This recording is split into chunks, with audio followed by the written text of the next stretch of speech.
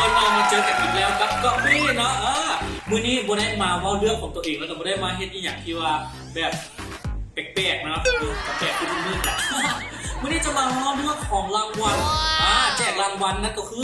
iPhone 11 Pro และ iPhone 11 Pro Max นั่นเองเนาะว่าจะเป็นจังไดเดี๋ยวเอามาเบิ่งพร้อมๆกันบอกเลยว่าของรางวัลนี้เพิ่นแจกอยู่ในเพจหรือว่าอยู่ในไลน์ของเว็บ MGF นั่นเองเนาะส่วนกติกาเป็นรายละเอียดต่างๆเขาอยากมั่วเขาไป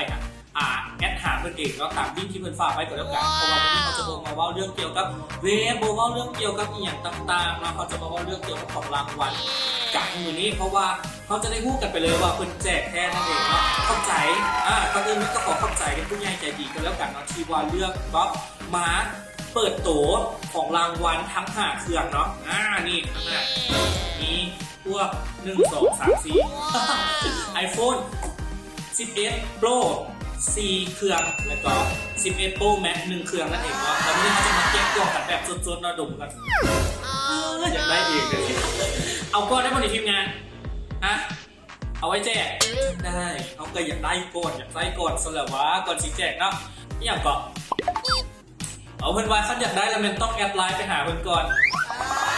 โอ้ยอย่าซื้อบอกไปเพราะว่าแอดไปก่อนมูแล้วเราตั้งแต่หุ้มมาเพื่อนสิแจกไอโฟน11นี่แอดไปก่อนมูแล้วและ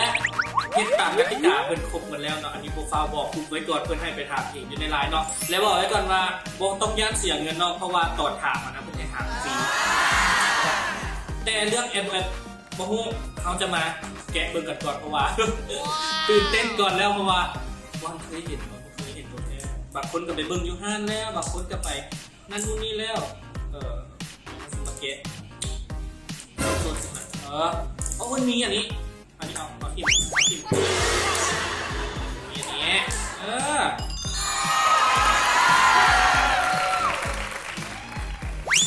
นั่นเล่นหยิบแกะกันอีกแล้วเนาะเสียเวลา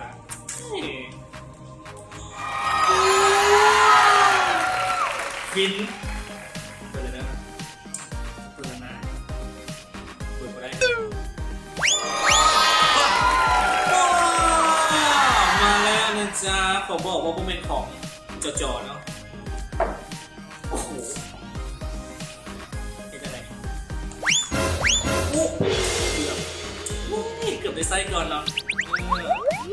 เดินสีเขียวนะจ๊ะสีเขียวเบิ่งสีเขียวเหมือนห่าหน่วย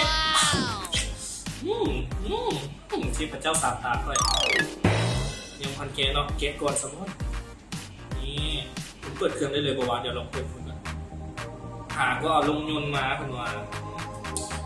มิตรฝากแบบนี้กันแล้วกันเนาะว่าเพิ่นมีเครื่องพร้อมที่จะแจกทุกคนแล้วเนาะผู้ใดที่ว่ายังบ่ทันเข้าไปเบิ่งกติกาเนาะสามารถเข้าไปเบิ่งได้เด้อตามลิงก์ที่เพิ่นฝากไว้ทางตรงนี้เดี๋ยวมาเบิ่งต่อทางไหนมีอย่างไรสายสะมาพร้อมครบว้าวเดี๋ยวเราไปเจอกันอยู่ในลิงก์เพิ่นกันแล้วกันเนาะบ๊ายบาย